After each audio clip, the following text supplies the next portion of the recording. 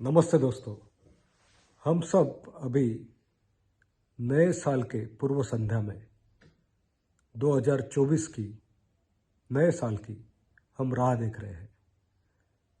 2023 ये साल काफ़ी लोगों के लिए कमबैक का साल रहा और अपने लिए इंस्पायरिंग साल रहा। मैं आपको कुछ एग्जाम्पल दूंगा जिनके लिए ये साल बहुत ही जोरदार हुआ और उसे उनके लिए एक कमबैक ईयर माना गया। पहले मैं आपको एग्जांपल दूंगा बॉबी देओल और उनके भाई सनी देओल। बॉबी देओल और सनी देओल इनके शुरू में पिक्चर बहुत हिट रहे, लेकिन कुछ साल उनके पिक्चर हिट नहीं हो रहे थे।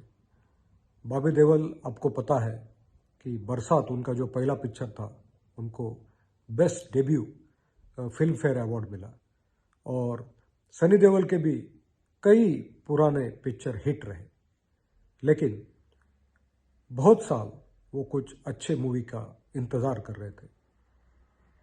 बॉबी देओल तो इतने निराश हो गए थे कि वो अपने घर पे ही बैठने लगे क्योंकि उनको कुछ काम ही नहीं मिल रहा था। एक दिन तो वो किसी म्यूज़िक पार्टी में गए थे और किसी ने उन्हें कहा कि आप डीजे बजाने की एक्टिंग करो, डीजे की एक्टिंग करो और हम आपका फ़ोटो लेंगे। और उनको वो भी काम करने में कुछ कमीपना नहीं लगा और उन्होंने उसकी भी पोज दी।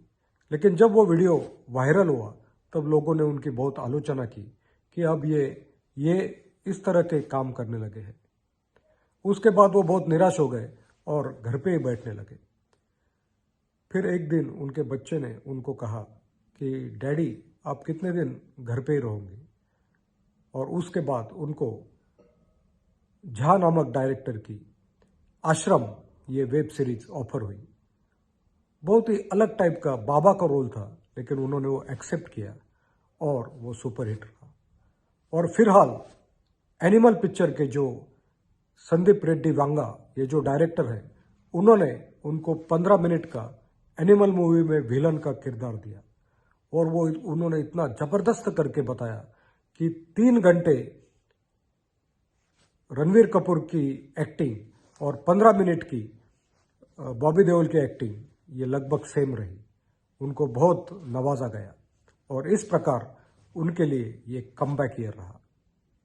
बहुत लोगों ने उनको सरताज पहनाया, बहुत लोगों ने उनको अच्छा कहा। दोस्तों, विराट कोहली इनके लिए भी ये साल बहुत ज़बरदस्त कमबैक कर रहा। आपको पता है कि 2019 में वर्ल्ड कप हारने के बाद विराट कोहली का फॉर्म लगभग चला गया था। 3 साल में उनकी सिर्फ एक सेंचुरी बनी थी। जब वो 2021 में 2020 के कैप्टन थे तब पाकिस्तान के सामने अपनी बहुत बड़ी हार हुई और उसके बाद उन्होंने 2020 का कैप्टनशिप उन्होंने खुद होके मना कर दिया और उसके बाद वर्ल्ड कप 50-50 यानी वनडे और टेस्ट की कैप्टनसी भी उनकी चली गई। बहुत लोगों ने ऐसे समझा कि विराट कोहली का यह दीप अब खुद होके बुझ जाएगा, नहीं तो बुझाया जाएगा। वो भी बहुत ही टेंशन में रहते थे, उनके बल्ले से रन नहीं निकलती थी। लेकिन आपने देखा होगा कि पिछला साल यानी 2023 उनके लिए कमबैक हुआ। आपने देखा होगा कि वर्ल्ड कप में उन्होंने कई सेंचुरीज लगाई। 565 रन्स बना के सचिन तेंदुलकर का उन्होंने रिकॉर्ड तोड़ा, सबसे अधिक रन वनडे इंटरनेशनल में। उन्होंने 50 वनडे के सेंचुरीज कंप्लीट किए और सचिन तेंदुलकर का रिकॉर्ड ब्रेक किया। उन्होंने इस साल में वनडे में 6 शतक लगाए, टेस्ट सीरीज में 2 शतक लगाए और 2020 इंटरनेशनल में 2 शतक लगाए और ऐसे 10 सेंचुरीज बनाकर उन्होंने बहुत जबरदस्त कमबैक करके दिखाया। क्योंकि वो निराश थे, लेकिन उनका फोकस, उनका कंसंट्रेशन या प्रैक्टिस पर था। वो जबरदस्त प्रैक्टिस कर रहे थे और ये साल उनके लिए कमबैक का ईयर रहा।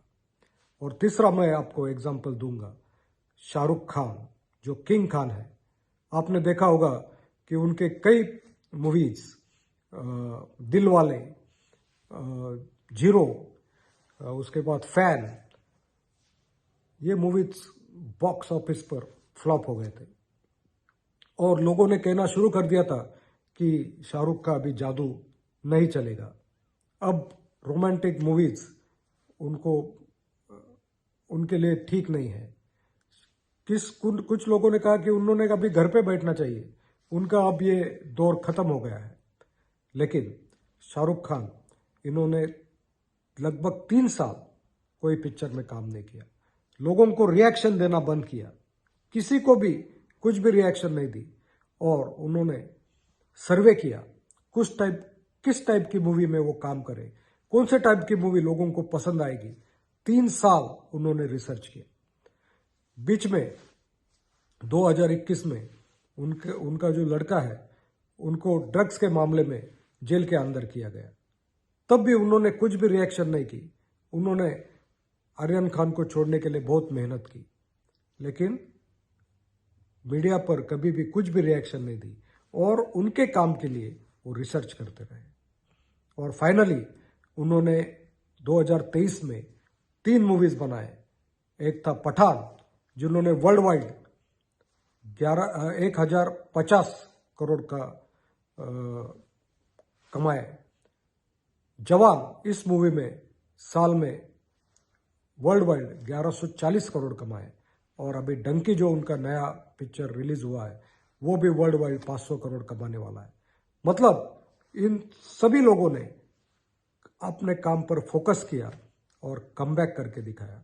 दोस्तों, हमारे लिए भी ये साल, अगला साल, ये एक इंस्पायरिंग ईयर होगा और हम सब कुछ ना कुछ करके बताएंगे। Thank you very much. Have a wonderful year. Thank you.